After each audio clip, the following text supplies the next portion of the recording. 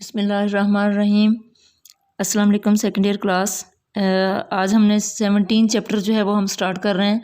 17 chapter आपको इसलिए start करवाया कि एक तो ये जो है वो सिलेबस जो स्मार्ट सिलेबस है उसमें इसका काफ़ी सारा क्वेश्चन जो है, काफ़ी सारा पार्ट जो है वो कम उन्होंने शामिल किया। दूसरा ये कि ये बहुत ईजी है, तो इसलिए हम इसको जल्दी जल्दी कंप्लीट करते हैं। मैकेनिकल प्रॉपर्टीज़ ऑफ सॉलिड्स, ठीक है। और मैकेनिकल प्रॉपर्टीज़ ऑफ सॉलिड्स में सबसे पहले है डिफॉर्मेशन इन सॉलिड्स। तो यहाँ मैकेनिकल प्रॉपर्टी से क्या मुराद है कि सॉलिड्स जो हैं, हमारे पास जितने भी सॉलिड मटेरियल हैं, जब हम इनके ऊपर फोर्स अप्लाई करते हैं तो उनका जो बिहेवियर सामने आता है। जब हम किसी भी चीज़ पे फोर्स एक्सर्ट करते हैं, जैसे फ़र्ज़ करें ये सॉलिड है, ये हमारे पास बॉल पॉइंट है, इस पर इस तरह से फोर्स एक्सर्ट करने से जो इसमें चेंज आएगा, फोर्स अप्लाई करने पे जो इसका बिहेवियर होगा, उनको जो प्रॉपर्टीज़ जो वो शो करेंगे उनको कहते हैं मैकेनिकल प्रॉपर्टीज़ ऑफ सॉलिड्स। ये जो है हम देखेंगे डिफॉर्मेशन इन सॉलिड्स। सॉलिड्स में डिफॉर्मेशन कैसे होती है, तो डिफॉर्मेशन ऑफ सॉलिड्स में उन्होंने सबसे पहले डिफॉर्म का मतलब होता है फॉर्म, उसकी शक्ल का बदल जाना। डिफॉर्म हो जाता है किसी चीज़ का बदल जाना, उसकी शक्ल का बदल जाना। सॉलिड्स में कैसे होती है, यहाँ देखें, इसकी आपकी बुक में इसकी एग्जांपल उन्होंने बहुत अच्छी दी हुई है, मैं यहीं से आपको बताऊंगी। ये एक गेंद है, उन्होंने कहा एक बॉल है, इस पर आप फोर्स एक्सर्ट करें ऐसे हाथ में लेके बॉल को, और उसको इस तरह से जब हम स्क्वीज़ करते हैं ऐसे करके, तो क्या होगा, स्क्वीज़ करने से हर तरफ से फोर्स एक्सर्ट होगी, तो ये बॉल जो है वो सिकुड़ जाएगी, तो इसका वॉल्यूम जो है वो कम हो जाएगा, ठीक है। तो ये इसको कहते हैं डिफॉर्मेशन इसमें पैदा हो गई है, ठीक है, समझ आ गई है। फोर्स अप्लाई करने पे किसी चीज़ की शेप का चेंज हो जाना, इसको कहते हैं डिफॉर्मेशन। तो डिफॉर्मेशन इन सॉलिड्स ये लेंथ के अगेंस्ट भी, लेंथ में भी हो सकती है, शेप में भी हो सकती है, और वॉल्यूम में भी हो सकती है। 3 तरह की जो डिफॉर्मेशन है वो प्रोड्यूस हो सकती हैं। जैसे फ़र्ज़ करें एक इलास्टिक होता है या रबड़ होती है, तो रबड़ को जब हम पकड़ के रबड़ प्लास्टिक या इलास्टिक आपने देखा ना, उसको ऐसे हम पकड़ के खींचें दोनों साइडों से, तो क्या होगा, उसकी लंबाई बढ़ जाएगी, ठीक है। तो डिफॉर्मेशन हो गई लेंथ के अक्रॉस। तो फिर या ये हो सकता है कि आपके पास कोई पेज है जैसे, तो पेज जो है ये 2 डायमेंशनल होता है। 2 डायमेंशनल कैसे, ये इसकी चौड़ाई है, और ये देखें ये एक पेज हो फ़र्ज़ करें, तो ये इसकी लंबाई के रुख, और ये इसकी चौड़ाई के रुख। तो जब हम इस पूरे पेज पे फोर्स एक्सर्ट करें तो इसकी लंबाई भी चेंज होगी और इसकी चौड़ाई भी चेंज हो जाएगी। तो हम इसको कहते हैं कि इसकी डिफॉर्मेशन हो गई है इसकी शेप में, ठीक है, एरिया चेंज हो गया। नेक्स्ट क्या है, वॉल्यूम। अगर हमारे पास 3 डायमेंशनल ऑब्जेक्ट हो, जैसे अभी मैंने आपको एक बॉल दिखाई थी, तो बॉल जो है 3 डायमेंशनल है, इसकी लंबाई भी होती है, ये देखें ये इसकी लंबाई है, इधर इसकी चौड़ाई है, और ये जब आपने हाथ में पकड़ी हुई तो इसकी मोटाई भी होती है। तो 3 डायमेंशनल है, तो इसमें जब आप इसको जो है वो इस पर फोर्स एक्सर्ट करेंगे तो इसका वॉल्यूम चेंज हो जाएगा। तो 3 तरह की हैं, लेंथ के अक्रॉस, लंबाई के अक्रॉस, उसके एरिया के अक्रॉस, और उसका वॉल्यूम 3 डायमेंशन में। तो तीनों चीज़ों में चेंज होगा। डिफॉर्मेशन जो है 3 सॉलिड्स में 3 तरह की होती हैं। अब यह है कि जो हमारे पास सॉलिड मटेरियल हैं, जैसे क्रिस्टलाइन सॉलिड्स, ये जो हमारा चैप्टर है इसमें हम क्रिस्टलाइन सॉलिड्स के बारे में पढ़ रहे हैं। तो क्रिस्टलाइन सॉलिड्स में आपने जैसे देखा था ना, जो सोडियम क्लोराइड का क्यूबिकल स्ट्रक्चर होता है, और इस तरह डिफरेंट स्ट्रक्चर्स आप लोगों ने केमिस्ट्री में पढ़े हुए हैं। तो इनके जो एटम्स या मॉलिक्यूल्स हैं वो अपनी इनकी पोजीशन होती हैं यहाँ, जहाँ पे इनके एटम्स या मॉलिक्यूल जो हैं वो लाई कर रहे होते हैं, ठीक है। इस तरह से एटम या मॉलिक्यूल जो हैं सोडियम और क्लोराइड के पड़े में, जब हम इन पे फोर्स एक्सर्ट करते हैं, ये अपनी मीन पोजीशन पे वाइब्रेट कर रहे होते हैं, और अपनी जो ये अरेंजमेंट है इसको ये बरकरार रखते हैं। तो क्या होता है कि ये इनकी जो ये स्ट्रॉन्ग इनके दरमियान फोर्सेस होती हैं, और इनको कहते हैं इंटर एटॉमिक कोहेसिव फोर्सेस। इनके दरमियान, इन एटमों या ये जो एटम्स हैं इसके, इनके दरमियान जो फोर्सेस होती हैं इनको कहते हैं इंटर एटॉमिक कोहेसिव फोर्सेस। इसकी वजह से ये आपस में जुड़े रहते हैं, इनकी स्ट्रेंथ बहुत ज़्यादा होती है, और जब हम इन पे फोर्स अप्लाई करते हैं तो इनमें बहुत ज़्यादा फोर्स जब हम इन पे एक्सर्ट करते हैं सॉलिड्स पे, तो इनके एटम या मॉलिक्यूल जो हैं वो डिस्प्लेस हो जाते हैं, अपनी जगह से हट जाते हैं, तो डिस्टॉर्शन पैदा हो जाती है। तो हम कहते हैं कि ये जब हमने इस पे फोर्स अप्लाई की, तो हमने ये जो क्रिस्टल है या जो भी सॉलिड मटेरियल है, इस पे हमने स्ट्रेस अप्लाई कर दिया। तो ये मैं आपको स्ट्रेस के बारे में बताने लगी हूँ। तो फोर्स एक्सर्ट करना उस पर, उसको कहते हैं हमने स्ट्रेस इस पे अप्लाई कर दिया। अब जब हम स्ट्रेस अप्लाई करेंगे, इसमें डिस्टॉर्शन पैदा हो गया, इसके एटम या मॉलिक्यूल अपनी जगह से हट जाएंगे, थोड़ा थोड़ा डिस्प्लेस हो जाएंगे, डिस्टॉर्शन पैदा हो गई। और जब हम इसकी ये फोर्स जो है जो इस पर हम एक्सर्ट कर रहे थे इस तरह से, जब हम इस फोर्स को हटाएंगे तो क्या होगा कि ये जो है ये अपनी पोजीशंस पे वापस आ जाएंगे। ठीक है, एटम और मॉलिक्यूल अपनी पोजीशन पे वापस आ जाते हैं और अपनी ओरिजिनल पोजीशन पे, जो इनकी ओरिजिनल पोजीशन, जैसे जब मैंने इसको स्क्वीज़ किया, इसको वो किया तो ये थोड़ा सा अपनी जगह से हटे, ये एटम या मॉलिक्यूल थोड़ी सी इधर हुआ, जब मैंने फोर्स हटाई दोबारा अपनी मेन पोजीशन पे आ गया। तो हम कहते हैं कि अपनी ओरिजिनल पोजीशन जो है इसने इसको रीगेन कर लिया है। और ये ओरिजिनल पोजीशन कब रीगेन होगी, जब हमने विदन इलास्टिसिटी, यानी कि हमने फोर्स बहुत ज़्यादा एक्सर्ट नहीं की, इतनी ज़्यादा एक्सर्ट ना करें कि उसकी शेप मुस्तकिल ही चेंज हो जाए। जैसे इलास्टिक होता है ना, इलास्टिक या स्प्रिंग होता है, आप लोगों को पता है, जब हम उस पर थोड़ी थोड़ी फोर्स एक्सर्ट करते रहते हैं, थोड़ी फोर्स लगाएं, जब हम उसको हटाएं तो वो स्प्रिंग या इलास्टिक अपनी पोजीशन पे वापस आ जाता है। और जब हम उस पर बहुत ज़्यादा टाइम के लिए बहुत ज़्यादा फोर्स लगाते रहें तो क्या होता है कि वो उसकी पोजीशन जो है मुस्तकिल तौर पे चेंज हो जाती है। जैसे आपने देखा होगा सोफ़े के स्प्रिंग होते हैं, वो भी, या बेड के अंदर जो आपका मैट्रेस होता है उसके अंदर भी स्प्रिंग्स होते हैं, बाज़ औक़ात स्प्रिंग वाले जो है वो भी मैट्रेस होते हैं, तो वो जो है वो लूज़ हो जाते हैं, उनकी इलास्टिसिटी मुतासर होती है। तो इलास्टिसिटी, इसको कहते हैं इलास्टिसिटी।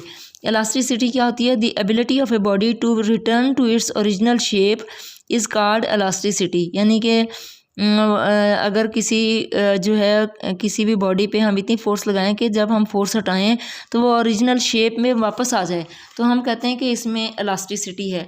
तो हम इलास्टिसिटी से ज़्यादा फोर्स ना लगाएं कि ये अपनी ओरिजिनल पोजीशन जो है, अपनी ओरिजिनल शेप को गेन ही ना कर सके, तो हम कहेंगे कि ये इलास्टिक लिमिट को क्रॉस कर गया है। तो इलास्टिसिटी की एक लिमिट होती है। ठीक है, तो ये इलास्टिसिटी है। नेक्स्ट अभी आपको मैंने बता दिया कि फोर्स हम एक्सर्ट करते हैं जब किसी भी चीज़ पे, तो उसको कहते हैं स्ट्रेस। स्ट्रेस को हम इस तरह से, इस सिंबल से डिनोट करते हैं, सिग्मा का ये सिंबल है, इससे हम डिनोट करते हैं। और ये स्ट्रेस क्या होता है? Force applied per unit area, force on a unit area. ये फोर्स के यूनिट्स होते हैं न्यूटन और एरिया के होते हैं मीटर स्क्वायर। तो न्यूटन पर स्क्वायर मीटर या पर मीटर स्क्वायर, न्यूटन पर मीटर स्क्वायर या स्क्वायर मीटर, ये हमारे हो गया स्ट्रेस। और इसको न्यूटन पर मीटर स्क्वायर भी कह सकते हैं, और डायरेक्ट हम स्ट्रेस के यूनिट पास्कल भी हम लिख सकते हैं। ये इसके पास्कल इसके यूनिट्स हैं। अब आपको मैंने बताया ना कि 3 तरह का लेंथ के अक्रॉस भी डिफॉर्मेशन हो सकती है। ठीक है, तो जब हम लेंथ के अक्रॉस फोर्स अप्लाई करेंगे, स्ट्रेस अप्लाई करेंगे, तो हम इस लेंथ के अक्रॉस, ठीक है, जब हम लेंथ के अक्रॉस फोर्स एक्सर्ट करेंगे, स्ट्रेस अप्लाई करेंगे, तो जो हम इसको कहेंगे टेंसाइल लेंथ किसी चीज़ की। जैसे ये है लंबी, इसको मैंने खींचा, ये इलास्टिक को सपोज, इसको मैं खींच रही हूँ दोनों साइडों से, इस तरह से खींच रही हूँ, तो ये इसकी लंबाई में चेंज आ जाएगा। फोर्स हम लगाएंगे, तो जब हमने स्ट्रेस इसके लेंथ के अलोंग लगाया, तो मैं इसको कहती हूँ टेंसाइल स्ट्रेस। ये स्ट्रेस मैंने कैसे लगाया? इसकी लेंथ के अक्रॉस। तो लेंथ के अक्रॉस जो भी स्ट्रेस होता है उसको कहते हैं टेंसाइल स्ट्रेस। ठीक है, नेक्स्ट देखें, उसके एरिया के अक्रॉस भी हम लगा सकते हैं, उसकी शेप चेंज कर सकते हैं। तो जब हम ये वाला लगाएंगे तो इसको कहेंगे हम शेयर स्ट्रेस। ठीक है, तो इसके एरिया के अलोंग जो लगेगा बच्चों, उसको हम कहेंगे शेयर स्ट्रेस। ठीक है, और जब हम इसके वॉल्यूम के अक्रॉस 3 डायमेंशन में होगा, जैसे एक बॉल है, बॉल लंबाई भी होती है, चौड़ाई भी होती है और मोटाई भी होती है, तो हम उसको कहेंगे वॉल्यूम स्ट्रेस। ठीक है, तो वॉल्यूम स्ट्रेस। तो 3 तरह की जो फोर्स हम एक्सर्ट करते हैं, लंबाई के लोग फोर्स एक्सर्ट करेंगे तो कहेंगे टेंसाइल स्ट्रेस, हमने इस पर एक्सर्ट की है। अगर हम इसकी जो है शेप के अक्रॉस लगाएंगे तो उसको कहेंगे शेयर स्ट्रेस, और अगर इसके वॉल्यूम के अक्रॉस लगाएंगे तो हम कहेंगे वॉल्यूम स्ट्रेस। ठीक है, अब जब हम फोर्स एक्सर्ट करते हैं तो चीज़ की जो शेप है वो चेंज हो जाती है, उसमें डिफॉर्मेशन पैदा हो जाती है ना, तो इसको कहते हैं स्ट्रेन। ठीक है, इसको हम क्या कहते हैं? स्ट्रेन। तो ये हम स्ट्रेन के बारे में भी थोड़ा सा पढ़ लें, फिर हम आगे चलेंगे, नेक्स्ट टॉपिक हम पढ़ेंगे। तो स्ट्रेन क्या होता है कि डिफॉर्मेशन जो पैदा हो जाती है उसको कहते हैं स्ट्रेन। ठीक है, और ये स्ट्रेन 3 तरह का होता है। जो लेंथ के अक्रॉस होगा उसको कहेंगे टेंसाइल स्ट्रेन। ठीक है, जो लेंथ के अलोंग होगा उसको क्या कहेंगे? जो लेंथ के अलोंग फोर्स लगाई थी उसको हमने कहा था टेंसाइल स्ट्रेस। जो हमने उसमें जो चेंज पैदा हो जाएगा, जब फोर्स लगाने से चेंज पैदा हो जाएगा, तो उसको लंबाई के रुख चेंज पैदा होगा, तो उसको कहेंगे tensile strain. Tensile tensile strain, ठीक है। और टेंसाइल स्ट्रेन को हम डिनोट करते हैं इस सिंबल से, जिस तरह का ई टाइप इस सिंबल से डिनोट करते हैं टेंसाइल स्ट्रेन को, ठीक है। अब ये टेंसाइल स्ट्रेन को इस जो है साइन से हम शो करते हैं। और ये कैसे होगा, अगर देखें एक मेरे पास ये इलास्टिक है, फ़र्ज़ करें ये इलास्टिक की एक जो रबर वो कोई भी इलास्टिक का एक पीस है, तो इसकी लेंथ सपोज़ है 1 सेंटीमीटर, ठीक है। और जब मैं इस पर फोर्स लगाऊं दोनों साइडों से, इधर से भी पकड़ के खींचूं और इधर से भी पकड़ के खींचूं, तो इसकी लेंथ थोड़ी सी बढ़ जाएगी ना, तो थोड़ी सी लंबाई में इजाफा हो जाएगा। फ़र्ज़ करें इधर से भी इजाफा हुआ, इधर से भी इजाफा हुआ, 0.1 इधर से हुआ, 0.1 इधर से हुआ, तो टोटल चेंज कितना आया, 0.1 और 0.1 कितना आ गया, 0.2 का चेंज आ गया। तो चेंज कितना आया 0.2 का, डिवाइडेड बाय पहले इसकी लेंथ कितनी थी 1 थी, तो ये 1 इसकी लेंथ थी, ओरिजिनल लेंथ 1 थी और चेंज आया 0.2 का। तो इसको हम कहते हैं ये आ गई स्ट्रेन, ठीक है। स्ट्रेन को हम कैसे निकालेंगे, स्ट्रेन आएगी आपके पास चेंज इन लेंथ, ये है चेंज इन लेंथ, लेंथ में चेंज कितना आया बच्चों 0.1 और 0.2 आ गया, ठीक है। डिवाइडेड बाय ये क्या था, इसकी ओरिजिनल लेंथ कितनी थी 1 सेंटीमीटर, तो ओरिजिनल लेंथ, तो इस रेशो को हम कहते हैं टेंसाइल स्ट्रेन। टेंसाइल स्ट्रेन क्या है, change in length divided by original length, ठीक है। अब देखें लेंथ 0.2 सेंटीमीटर चेंज आया और ओरिजिनल लेंथ कितनी थी 1 सेंटीमीटर, तो सेंटीमीटर के साथ क्या हो गया कैंसिल, तो इसके स्ट्रेन के कोई यूनिट्स नहीं होते। 0.2 डिवाइडेड बाय 1 जो भी इसका आंसर आएगा वो इसका टेंसाइल स्ट्रेन होगा, कोई यूनिट्स नहीं है, ठीक है। अब आपको मैंने बताया ना कि उसके जो है वो इसके वॉल्यूम में भी चेंज आएगा, जब इसके वॉल्यूम में चेंज आएगा उसको हम कहेंगे वॉल्यूमेट्रिक स्ट्रेस, ठीक है। और वॉल्यूमेट्रिक स्ट्रेस को मैं लिखने लगी हूँ यहाँ, वॉल्यूमेट्रिक स्ट्रेस, ये देखें वॉल्यूमेट्रिक स्ट्रेस, ये जैसे आपकी बॉल थी, तो बॉल पे जब हमने फोर्स लगाई थी, तो क्योंकि बॉल की 3 डायमेंशंस होती हैं, तो वॉल्यूम है होता उसका लंबाई चौड़ाई मोटाई, तो उसको कहते हैं वॉल्यूमेट्रिक, और जब उसमें चेंज आएगा तो वॉल्यूमेट्रिक स्ट्रेन, ठीक है।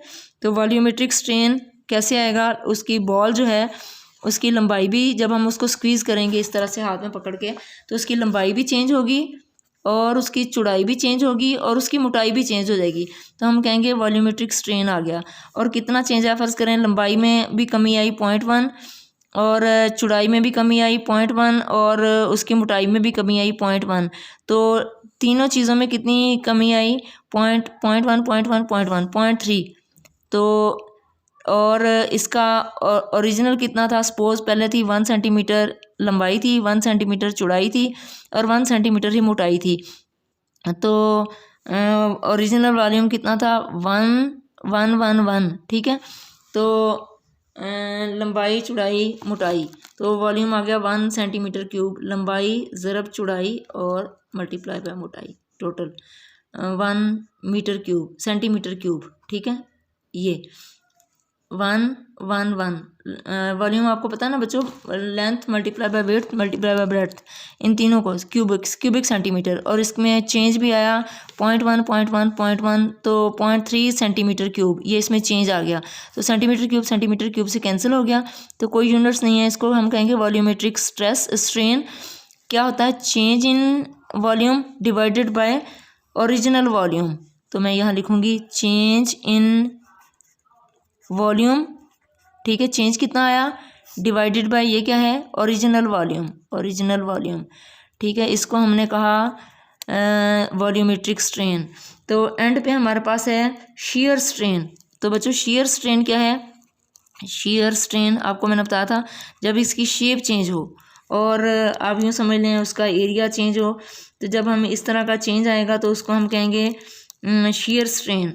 और शीयर स्ट्रेन में क्या आएगा, शीयर स्ट्रेन का मतलब ये है कि आपके पास जो है वो एरिया चेंज हो, ये तो हमने उसको, जैसे यहाँ आपकी बुक में इसकी एग्जांपल दी हुई है, मैं आपको यहाँ दिखाती हूँ, ये देखें हमारे पास कोई जो है वो ब्लॉक है एक, उसके हमने इधर से भी और इधर से भी दोनों साइडों से इधर से फोर्स एक्सर्ट की, इसकी ये वाली साइड जो है, जैसे एक डब्बा हो, डब्बे के दोनों साइडों पे मैं फोर्स एक्सर्ट करूं, जैसे फ़र्ज़ करें ये है आपके पास, फ़र्ज़ करें ये है, इस तरह से सपोज़ ये है आपके पास एक डब्बा और इसके दोनों साइडों पे मैं फोर्स एक्सर्ट करूँ तो ये ऐसे चला जाए, बहुत ज़्यादा नज़दीक, यूँ था यूँ और ऐसे चला जाए, तो क्या हुआ कि इसकी ये वाली साइड जो है वो यहाँ चली गई और ये वाली साइड जो है, ये जो यहाँ थी वो भी यहाँ चली गई, तो इसका एरिया चेंज हो गया, दोनों साइडों पे चेंज आया। तो हमने कहा चेंज इन, इसको मैं कहूँगी शेयर स्ट्रेन। शेयर स्ट्रेन किसके इक्वल आया, इसको हमने कहा एरिया में change in area divided by total original area. Original area को हमने ए से डिनोट किया है और चेंज इन एरिया को हमने डेल ए से डिनोट किया है। इनके भी यूनिट्स आपस में एरिया के सेंटीमीटर स्क्वायर होते हैं, तो वो आपस में कैंसिल हो जाएंगे, तो ये आपके पास आ जाएगा। और इसको हमने शेयर स्ट्रेन को हम गैमा से डिनोट करते हैं बच्चों, गैमा, तो ये आपके पास गैमा आ गया। अब ये change in area divided by total original area, इसको हम टेन थीटा भी कहते हैं, ठीक है। आप लोगों ने सेकेंड ईयर में पढ़ा होगा टेन थीटा जो है, जब हम लेते थे, यूँ समझ लें, जब हम स्लोप लेते थे तो हम टेन थीटा निकालते थे ना, तो जब अगर एंगल स्मॉल हो तो टेन थीटा जो है उसकी वही वैल्यू होती है जब जो थीटे की होती है। अगर स्मॉल एंगल के लिए जो थीटे की वैल्यू होती है वही टेन थीटा की वैल्यू होती है। तो तब हमारे पास अगर देखें एंगल थीटा स्मॉल हो, चेंज स्मॉल आए, स्मॉल चेंज आए, ये देखें पहले यहाँ था अब इसकी शेप यहाँ हो गई, या पहले यहाँ था अब इसकी शेप यहाँ हो गई, तो एंगल बहुत स्मॉल है। जब स्मॉल चेंज होगा तो टेन थीटा की भी वही वैल्यू होगी जो थीटा की होगी, तो टेन थीटा को हम थीटा लिख सकते हैं। तो इसका मतलब ये है कि गैमा किसके इक्वल आ गया, थीटा के इक्वल। ये है शेयर स्ट्रेन, ठीक है। गैमा देखें बच्चों, गैमा किसके इक्वल आ गया, थीटा के इक्वल शेयर स्ट्रेन है। आगे नेक्स्ट हम टॉपिक बाद में पढ़ेंगे।